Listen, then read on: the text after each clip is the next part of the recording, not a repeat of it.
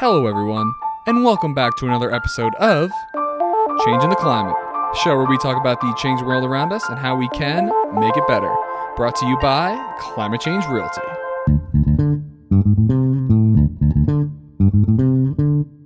Hello, everyone, and we are back with another episode, and I am very lucky and excited, especially excited this week, to talk to Mr. Will Butler. Will, thanks so much for being here, man. It's good to be here, Ethan. Thanks for having me. It's my absolute pleasure. Every single week, we get to talk to people with all sorts of different perspectives, and we always love to get the show rolling with a little bit of background on who you are and how you got to be doing what you're doing at the moment. So, great question, and it's probably pretty circuitous. I grew up in Auburn, Alabama, is where I'm from. I dropped out of university after my first year and got a job working in Rocky Mountain National Park back in Alabama. And so I came out to Colorado for that. And, since I was 19, I just really figured out how to stay and be close to wild places. But I finished up my education, undergrad at University of Colorado. Took a job in politics after that. So go Buffs. Go I worked, Buffs. studied history and political science.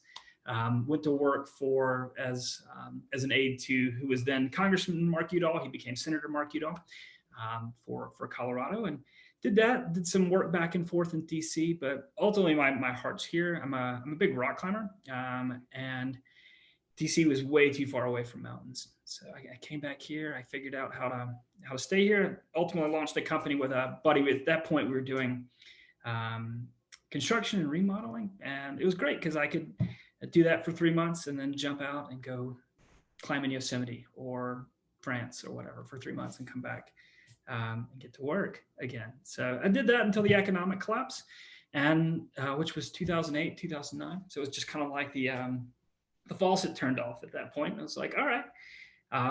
So I guess I had a lot to fall back on with climbing. I just went out to the desert and went climbing for a month. Nice. We'll figure it out. And about that point in time, I met a guy named Daniel Epstein, who's the founder and CEO of Unreasonable Group. And him and I actually started another company together, software company, before we started building ecosystems, and the people around us started building ecosystems to support entrepreneurs like ourselves. Mm-hmm. And ultimately, I've been on that journey for about 12 years now, working with entrepreneurs who are addressing specifically social or environmental change. And I'm happy to talk about our work with Unreasonable and more the model and how we got started. But I've pretty much just made up jobs most of my life, and Cool, just man. wanted to surround myself with good people doing good things, and it's really worked out. I appreciate it, man. Yeah, we might as well just dive right into it because I think we'll have plenty to discuss because you and I are kind of on similar paths, I would say, when it comes to our values. So what exactly is the Unreasonable Group? And then you mentioned you were one of the founders. You helped the founders start the organization? Yeah, I've been working with Daniel, our founder, on several projects over the years. So what Mm-hmm. is now Unreasonable Group? I'm not technically a co-founder, though I've worked since the inception of this project. But yeah, what is Unreasonable Group? We started off as a organization called the Unreasonable Institute, which grew out of Boulder. This is where we lived, where we went to school, and looking at a lot of what the Techstars community was doing. And they were one of the first accelerator programs in the United States. And so, what Brad Feld, what Jared Polis, who's now our governor, what their team was developing to develop and support early stage entrepreneurial systems. The concept of like impact focused businesses, or businesses that impact was core to their business model, and then scaling that growth also scaled the impact they could have, was pretty nascent at that point in time. So essentially what we did is look at what was happening in a lot of places in the tech community and say, why don't we do it over here? And that was started, the Unreasonable Institute, the founders on that were Daniel Epstein, Teju Ravaloshan, Tyler Hardron. So all folks who all went to college together. And it just, that grew and grew. As we've grown up, there's also become more and more both accelerator programs, which is awesome. We need more of them, focusing on business that are addressing impact. But one of the places in which we found that we could actually drive the most impact is not necessarily identifying what the next idea is, but identifying what's working and how we can play a role in scaling what's working. So a business that's impacting the lives of 1 million people, or taking a million tons of CO2 out. How do we actually scale that up to 100 million to a billion?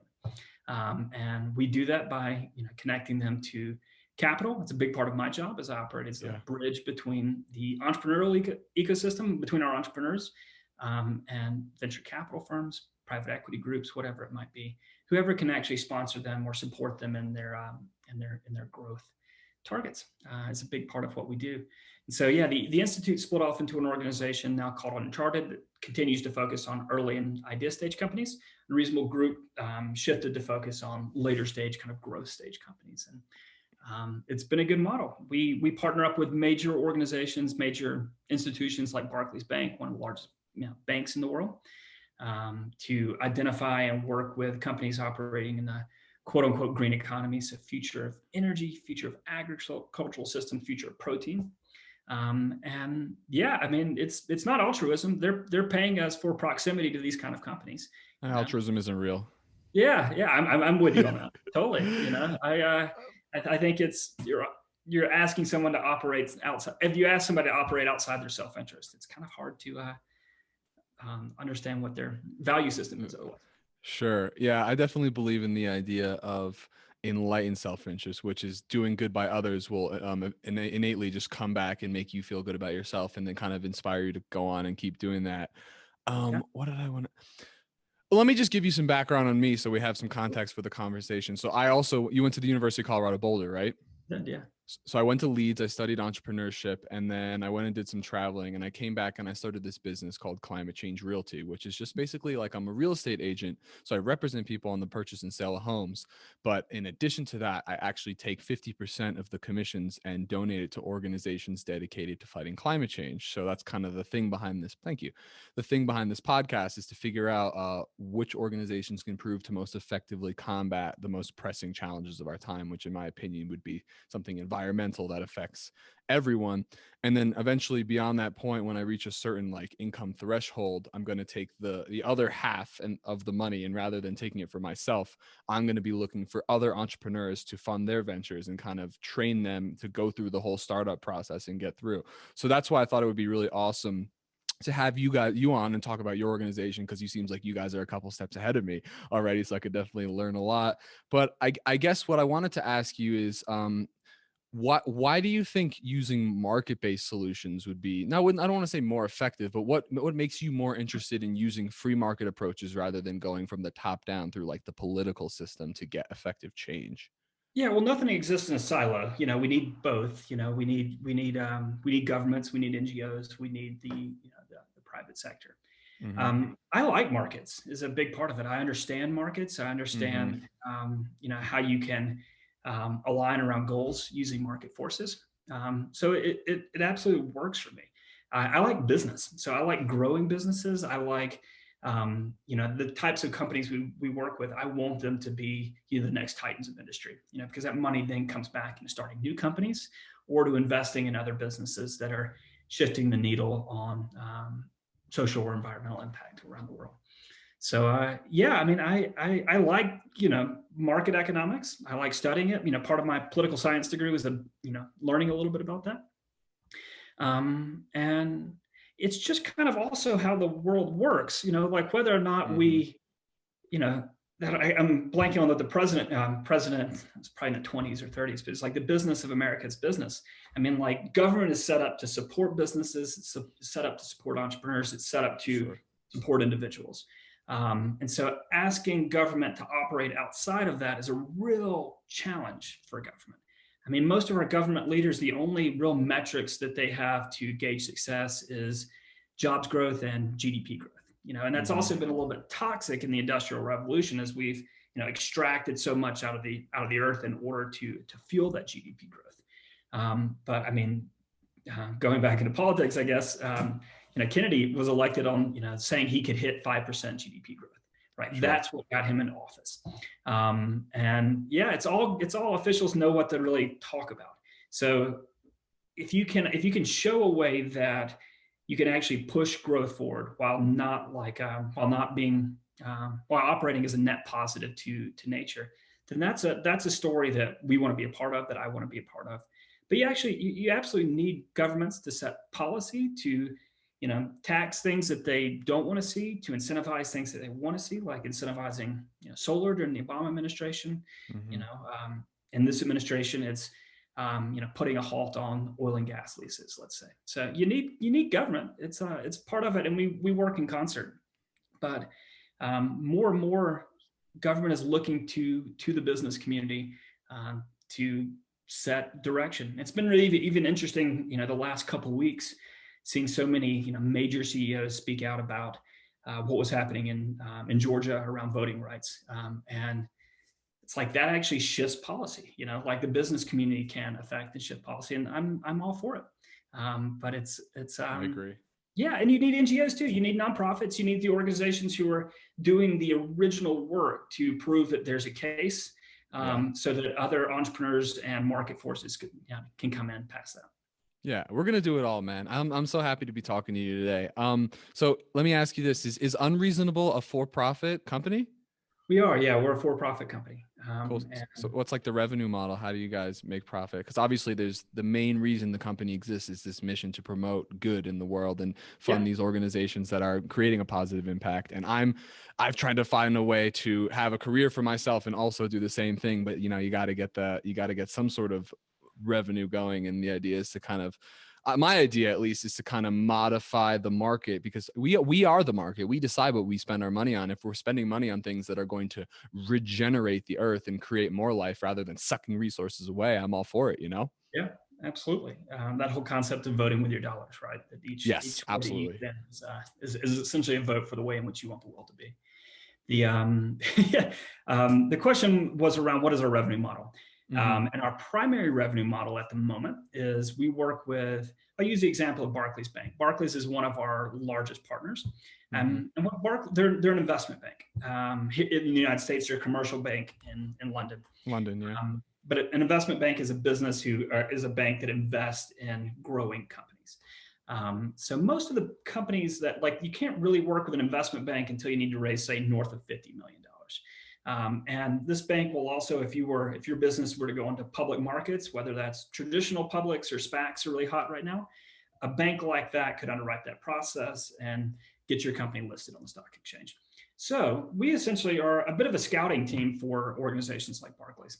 We're looking at companies that have, say, raised around 20 million, that kind of Series B or comparable revenue metrics. And yeah, so we're identifying companies like that. And possibly in the future, they may work with an organization like Barclays when they need to raise more money, when they need to go into public markets. So Barclays is paying for that proximity. And what they actually pay for too is we run these 10-day gatherings that are kind of like a TED conference that bring together world leaders, business leaders, investors with those entrepreneurial-led businesses as the center of attention. And so it's kind of those programs are a start to a flame or spark to a flame. So we build that community at that point, and then my team past that also then works to support them in their capital raising needs. So that's probably 80% of our book of business comes from partnerships like with Barclays. We work with Accenture that cares about future of upskilling, of jobs training, of diversity inclusion, in the corporate world. And they're looking at companies that are in that space as well. They invest in companies, they acquire companies, they may also bake it into their business lines that they sell to their clients, right? So that's the majority of our revenue model, and then there's ongoing support past that. Probably a pitch to you to where when you get a little bit to where you'd like to go. We also have different investment vehicles. So we've recently, at the end of 2020, we launched a group called the Unreasonable Collective, which Hmm. is an angel investment syndicate group. And that's just for qualified investors to be able to invest directly into the types of businesses we work with. And you can write a check as low as like 10,000 up to, it doesn't really matter what it's up to, but we can then syndicate that check and invest as a group into one line item into that business's cap table. So it's a way for angel investors to get preferred access and some pretty incredible deals. And one company to check out, the first one we did was an organization called Air Protein, which is converting CO2 and actually developing protein out of that. And that was led by Google Ventures and Barclays and a few other folks. So anyway, Unreasonable Collective is my pitch on that. If anyone out there is a qualified investor Hell and yeah, man. interested in investing in the type of businesses we work with. We also have a smaller fund looking to raise a larger fund, but these are all things that are in the pipeline. This is really cool stuff, man. I'm so glad I found you, and I really appreciate you coming on. I wanted to ask you next about why Unreasonable Group chooses to focus more on the growth stage of new companies rather than maybe the conceptualization, I suppose, would be like the very beginning, and then like Yeah. incubation. I probably would say that's about where my company was at. I actually was an intern for Boomtown Accelerators in town, so they work in the incubation stage as well, giving them some seed funding and giving them like a demo day. So what I got from your website is you guys are focused more on companies that have gotten that market validation already and helping them explode up to the next level kind of thing, right?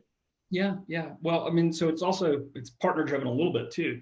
Our partners can't work with early stage companies. I mean, most corporates can't work with an earlier idea stage business. Mm-hmm. But if they've got market validation, they've got traction, they've been validated by either the investment community or customers. Um, Accenture can start saying, all right, this is a real business, and how can we actually start working together? Or, Barclays is an example of an investment bank, an earlier idea stage company. Their bankers can't really do anything with that. They can offer up as a mentor, but they can't introduce that bank to that product to their clients. The bank can't actually work with that business as a client. So we're catching businesses kind of right at that place where they could work with major corporates. Governments also the same way. Governments can't work with earlier idea stage companies, but they can work with later stage ventures. And so we're kind of operating as a bridge of bringing those two groups together, and hopefully right at about the right time. Really, really cool. Is there a reason you guys are based out of Boulder, or is it just because you're buffs? Yeah, well, we started here, so we now have offices. We're based in Boulder. We have offices in New York and London, Awesome. and yeah, it's probably. And then people are spread throughout. So we've got folks all over the board from Myanmar to Ghana to San Francisco. Kind of in that total. What's the word I'm looking for? But just kind of fractional workplace. But I would say Yeah, our hubs are definitely in London. So should you find yourself in Shoreditch, pop in. I've been And there. yeah, cool. And New York, and then at the moment we don't have an office in Boulder just because everyone went digital this last year. Oh, I see. But we'll go back into physical office probably as soon as the world resets a little Yeah, TikTok should be happening any day now, bit. hopefully. But yeah, so we love to get a little bit existential on this show and talk about big picture ideas. So I just wanted to ask you your personal opinion about how we can use the free market to solve a massive problem like something like climate change. Yeah, it's a huge question. Absolutely. Um, yeah, how can we use markets to address climate change is essentially Yes. your question, right? Yeah, I mean, we spent a lot of the last 50, 60 years kind of demonizing business. That's changing a lot. Like there's entrepreneurs like, um, obviously the folks like Elon Musk and Jeff Bezos, people who are pushing the kind of world forward a little bit. You still demonize them, but like we don't demonize them like we did 50 years ago, let's say. Mm-hmm. So yeah, I mean, it's just innovation can come from anywhere. Innovation can obviously come out of government research labs, it can come out of university labs, it can come out of the private sector. Um, and the private sector is, I mean, you can see also I'll use the example of SpaceX at the moment. Like NASA is essentially hiring organizations like SpaceX to develop moon landing systems at the moment. So government is also shifting from everything happening in house to like how can we work with the private sector out there. And I think that's a market trend that will absolutely continue. A lot of people are moving into business. I mean, business is cool and fun, maybe more so than it was 50, 60 years ago as well, right? Like really bright minds are moving into the R&D aspects of different business. So there's energy on that front. And the general just kind of shift in human consciousness is happening. We kind of Yeah. recognize a little bit that we're part of a global ecosystem. And the internet's been a huge part of that. Social media has been a huge part of that. But it's not just our neighborhood, our community. I mean, we're starting to recognize that we're part of a global system and that one part affects the other part.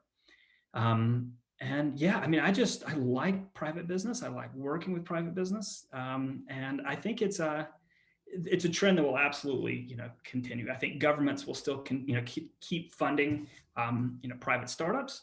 An example would be, there's an organization that we've supported out of Vancouver called General Fusion. They're working on the fusion of like fusion technology, and they've got Nuclear a fusion? Nuclear fusion, yeah. Amazing. And they're getting a lot of money from sovereign wealth funds around the world. A lot of the kind of big ag companies that we're working with are like getting major grants, whether it's from USDA or the Canadian equivalent. So yeah, governments are working with private business, and I think it's a lot of the tip of the spear, and I think there's back and forth between government and private research, but I think we're going to be defaulting more to private Hmm. as things progress. And yeah, my hope is, I mean, we don't need to get into like optimism or pessimism necessarily, but I think a Maybe lot of the later. major innovations the next year will come out of the private sector. Yeah, amen to that, man. I hope so because they're able to move very quickly and have a lot less centralized control, which is one of the things I like. That's what I love about being an entrepreneur. Is I literally, I have my own limits. I'm only limited by what I can see as my own potential, and I have no boss or manager telling me how to do what I need to do. It's just critically thinking, hitting into a wall, looking up, and being like, okay, how can I get past that wall next time? But I'll say this: well, I can see why private businesses like working with you, man. Your positive energy comes through the Zoom very very obviously. So Yeah. I'll tell you this. The mission statement behind my company is to create a business oriented solution to the most pressing challenges of our time so that future generations can focus on the distinct challenges of their time. And the way I've come to that conceptualization is by looking into the work of Simon Sinek very deeply and coming up with a just cause. So that's like my just cause for my business now. It's very ambitious and crazy, but that's kind of just what my personality is like. So what I wanted to ask you is that when I mention the most pressing issues of our time, what comes to mind in your head? Well, just really quick before I jump into that, it's not actually super different from what our mission as an organization is, which I'm is not to, surprised. yeah, it's to drive resources into and break down barriers for entrepreneurs solving BFP. So big freaking problems. Yep. You should probably just pull it up so I don't mess it up. But Pull it our up, vision man. is to create a world in which the most values. Our vision is to create a world in which the most valuable and influential companies of our time are those that are solving humanity's most pressing problems. I love Um, it. yeah. So to actually like move in a direction to where, yeah, business is solving those problems, that entrepreneurs are solving those problems. And entrepreneur defined kind of quite broadly, whether that's private, public, but the people who are see a better world and rallying resources around making that happen. Hmm. Your question, can you ask it one more time? I just got caught up in the mission. Yeah. I mean, I've been diving into pressing issues. I started by looking at the world through the lens of climate change. And as I've talked to more and more environmentalists, I know I've talked to some people who don't like how much the economy is overgrowing. And they think that that's why we're depleting all our resources and we'll run Yep. out. I've talked to people who are very concerned about the CO2 levels. And me personally, I got very into mass extinction was getting me very concerned. So I'm trying to figure out how to be the most effective. My idea was by donating money to organizations that fight climate change, I'd be able to help everyone at once with my skill set of sales and personality kind of thing. So I just Yeah. wanted to ask what BFPs are you most passionate about or are on top of your mind when you're working? It's a great question. And yeah, species extinction is a huge one. Since 1970, the last 50 years, we've got about 30% of the species, the animal species on this planet as we did 50 years ago. So it's It's like, terrible. it's horrendous. The challenge with people is that people adapt quickly. You're not interacting in the rainforest. You're not up in, looking at glaciers for the most part. We mostly concentrate in cities. And what's happening out there, we're not exposed to. So my hope is that, that shifting, that's changing, but still, like, that's a real thing. You can be optimist or pessimist, but like we've got 30% of the species, the animal species on Earth, that we did 50 years ago. Mm-hmm. So yeah, that's a huge BFP. The things I'm most excited about at the moment, I am most excited about a general shift in human consciousness around like supporting others, and supporting the growth of others. So we can even just talk about what's happening, in racial issues in America. Like I grew up in Mm-hmm. the American South. Like we could go deep into like the world in which I saw and which I grew up in, probably another Sure. time. Mm-hmm. But I do think the shift in like how do we recognize the trauma and what we've done to communities of color, to how women have not had have not been playing on the same playing field as men. That kind of shift of the people in power, which is folks like, has historically been people like yourself and myself, like white Mm-hmm. men, right? Mm-hmm. That shift of like recognizing we need to a rising tide raises all ships, right? Like, not it's not just good for them, it's good for me and like future generations to come up in a more egalitarian society. So that shift in consciousness, as people, we support people first. The environment and those kind of things can sometimes be a little bit like hard to actually wrap your head around. But my Sure. hope is that in supporting, people, which is really hot right now, right? Like things that are happening, right? That's where the energy is. Um, that transfers over into to our animal communities, to how we produce agriculture, how we think about resources, how we extract resources, how we repurpose in the circular economy. I think it's a rising tide, and I know environmentalists at some point are kind of irritated that we're focusing more on like social issues at the moment. But I Everyone's keep irritated all the time. all this. I It's whatever, think man. it's all the same, right? Yeah. And that's my hope. So the energy right now is super hot on diversity and inclusion, and I think that'll continue. We've got a long ways to go on that, and my hope is that that same energy of like supporting others extends past just people, into the greater world, into the earth as a whole, because it's the only one we got. How many siblings do you have? I have two. I have a brother and a sister. They're both younger than me.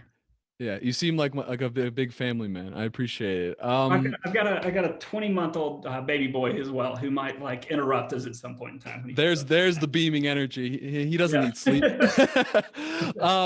I wanted to quickly ask you, what do you think about the role of, we talked about it a little bit before, the role of nonprofit organizations versus these for-profit organizations? Because I have gone back and forth between making my business a full nonprofit or having some sort of profit incentive. It's something that's swirled through my head, but I've come to the conclusion that kind of just staying market focused allows me to have a more robust system where if I can hit these metrics, I can accomplish something, and then it doesn't matter. Not does matter. I will give away most of my money, but it'll just be like a not profitable business for a while, if that makes sense, which I think Yeah. it's interesting. I just wanted to get your thoughts on the distinction between the roles of these separate types of entities. Well, I think it's up to the individual like yourself to make decisions on how you want to allocate your resources, right? Sure. Like, um, I also donate to nonprofits. I think they're critical. I mean, like we have, last summer here in Colorado, we had all the fire destruction in Grand Lake. I donated a chunk of my income to supporting those families. I mean, like business forces aren't really necessarily going to address that out of the gate if they need like Mm. shelter and water and like kind of basic human needs. Um, yeah, my mother works at a center that supports um, young women who are essentially disenfranchised, right? They've been kicked out of their homes. They would be on the street otherwise. Like, there's not really a business model to support that. So the nonprofit community is critical. They address issues that markets can't really address, Mm. or that markets are unwilling to address yet. So let's say off-grid electrification in Western Africa. Like for-profit business isn't just going to go into there, right? They're going to, or like the big corporations aren't just going to go into there out of the gate. But there's players who can go in and kind of experiment. They'll Well, get Chinese might.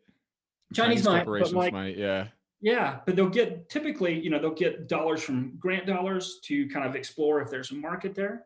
And if they actually can prove a market, then more money comes in behind that. So I think nonprofits have a really play an important role in opening up markets, as well as addressing the issues that for profits or traditional markets can't affect. So And yeah, big. I mean, one's not better than the other. I tend to my energy and my work is in for profit yeah, business. and your energy and work is awesome, and I appreciate that perspective a lot. That definitely gives me something to think about when I'm not hosting the show. I'll have to come back and listen to what you just said. I wanted to ask you next, what are some of the most influential corporations that you're aware of that are currently working in the climate space? Because obviously that's kind of the stuff that I'm most interested in. Yeah, it's a good question, and it like might be obnoxious to some of your viewers, but like, I mean, our model is we work with the biggest corporations in the world, and we recognize that things don't shift on a dime. Like we look at it like a battleship or a big shift. Like if we can play a little role in like tilting the way in which they think about the future of their business, or the types of organizations they might work with, or the types of people that might be attracted to come and work with them, like we can shift that a little bit. And it's incremental change. They're not just going to all of a sudden, a large bank isn't going to just put all their money into businesses that are pulling CO2 out of the atmosphere, right? But if you Mm-hmm. can show a model, or a model for that, they may start investing in those type of businesses, right? Like they may introduce those type of businesses to their clients. And so, as people, we have really kind of short term, we have like monkey brains. We want things to happen right away, but things don't happen right away, which is a real challenge when you're addressing like climate change, which is like happening right now, right? Mm-hmm. Um, so yeah, I mean, we work with some of the players that have done some of the bad stuff. Like Shell is a big partner of ours. They're also a Uh, huge like funder of the types of businesses we work with. They invest in. Absolutely. I'll give an example. A super cool company called LanzaTech. They started a new company called LanzaJet. And what LanzaTech does is they take the off gas emissions from steel mills, from coal plants, or whatever, and they've developed a process that can convert that into jet fuel. So that jet fuel has been used to. They now have partnerships with BA, with British Airlines, with Virgin, doing cross country or cross pond like international flights with this circular jet fuel. So like this would have gone up and just gone away, but like they've captured it and they've created new jet fuel and like are able to actually run that. And Shell's a big investor in that. Suncor's a big investor in that as well. So these companies that are legacy historic companies, which have been a huge part of the extractive economy, they're in the they're not oil companies. They're in the energy business, right? Like they recognize if they're going to stay in the long term, if they're going to continue to profit, that they've got to change with the times. Not everybody's like that. Like examples of Exxon have like just tripled down on oil and gas, but a lot of the major um, players out there in the O&G space are investing in carbon capture technologies and future of energy organizations. Same goes for future of food. Like we work with companies such as Memphis Meats, which is a cell-based meat company. So essentially, they're creating meat that was never a sentient being. So it's like a burger patty they grew in the Yeah, lab. yeah. And there's an ick factor to that right out of the gate, but that can change, right? But the people, I don't know if I'm like able to say who's invested in it, but a lot of the big ag meat companies, et cetera, are primary investors in those businesses because they recognize they may put them out of the chicken business, right? Or they may put them out of like where they do money right now, and they need to be primary investors in whatever that is moving forward.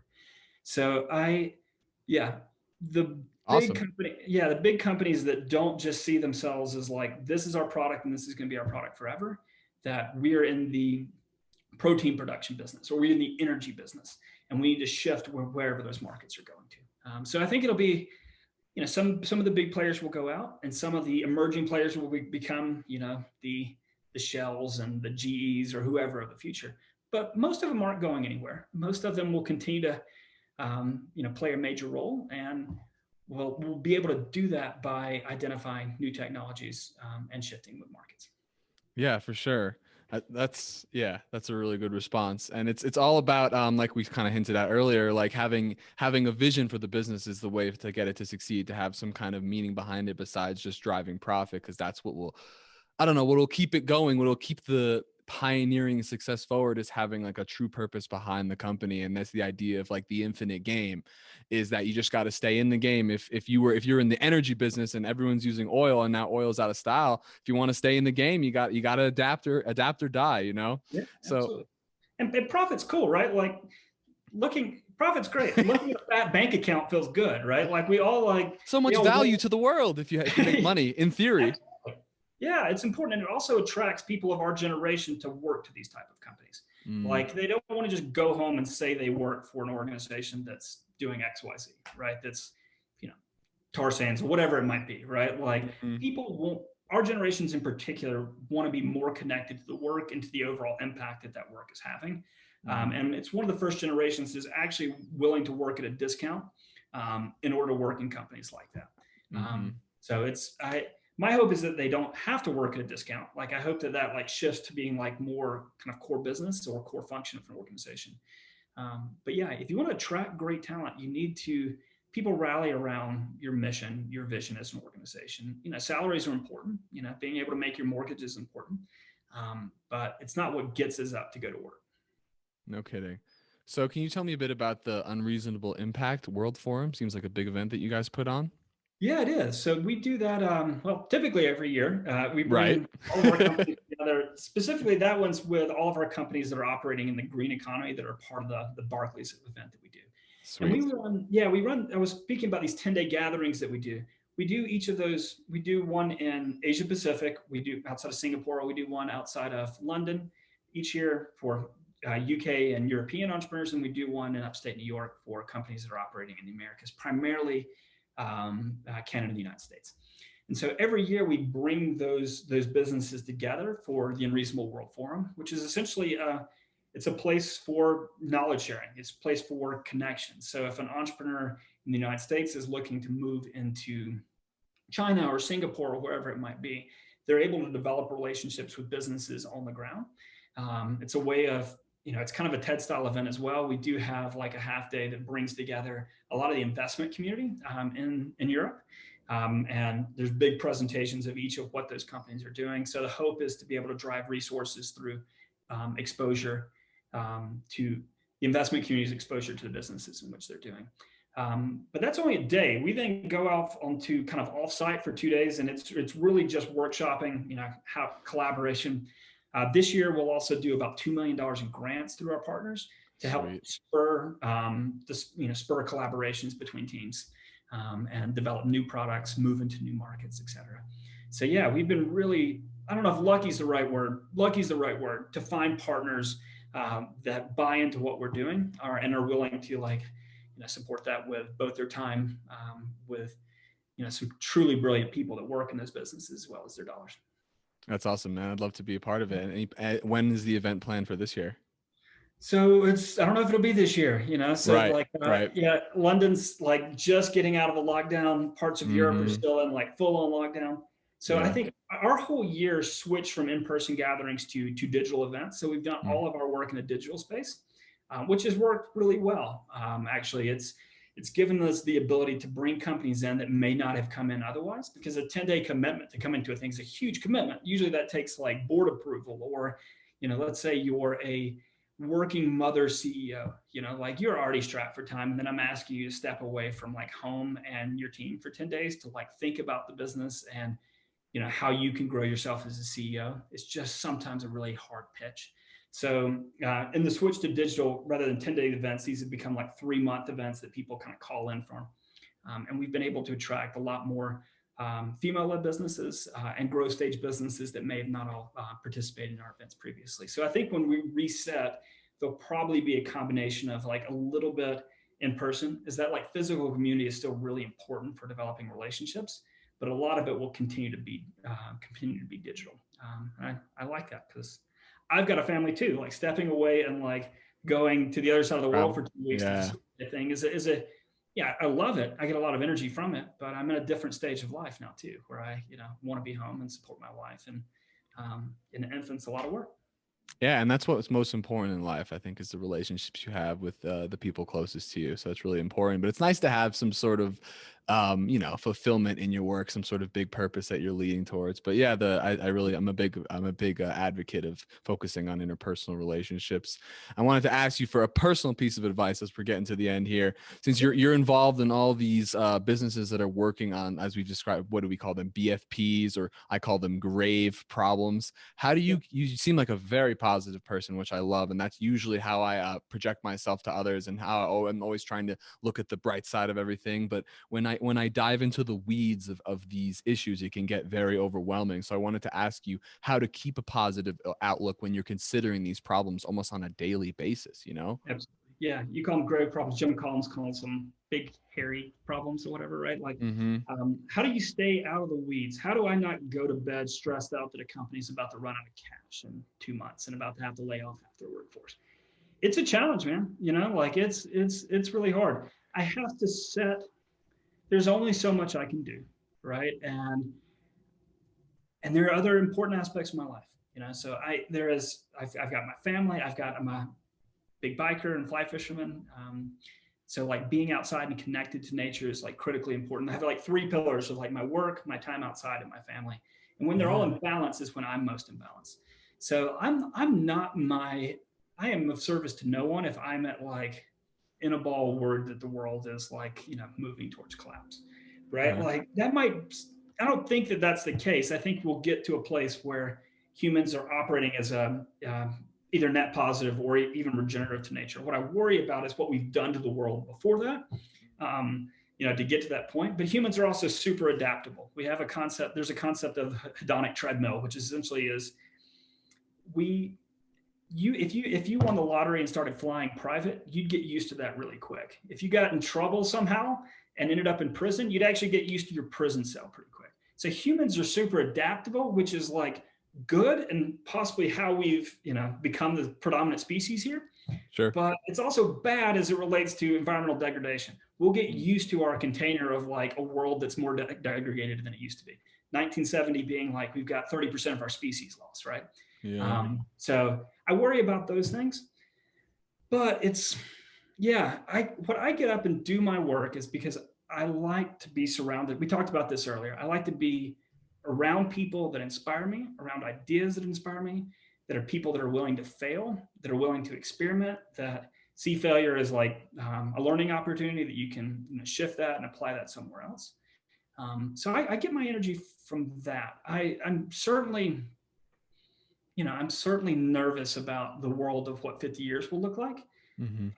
It's not, for me, it's not worth worrying about, like on the day to day, because it would keep me from doing the work of moving forward. So like recognizing that I want the world to be a better place, to be a cleaner place, to where humans are operating in harmony with nature and the different systems in which we build. But that's kind of my North Star. But I can't let it just cripple me on all the other things that are happening at the moment. I can focus on what's in front of me, and do that. And that's work for me because it's easy to fall into I don't know if Despair. pessimism is the right word, but yeah, it's easy to Yeah. fall into that if you let yourself. And a lot of environmentalists and a lot of activists, um, they've moved in that, and then their work is it's not pushing forward on that world in which they were hoping to develop at first. So I don't know. I don't know if that's an answer for you, but It is an answer, man. I mean, it's as simple as you either get busy living or get busy dying. So you gotta keep going. You gotta keep moving forward. And yeah. honestly, like you said, it is a challenge, but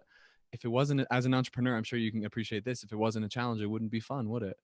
Well, I mean, like that's the beauty of challenges is like entrepreneurs don't look at challenges; they look at challenges as opportunities.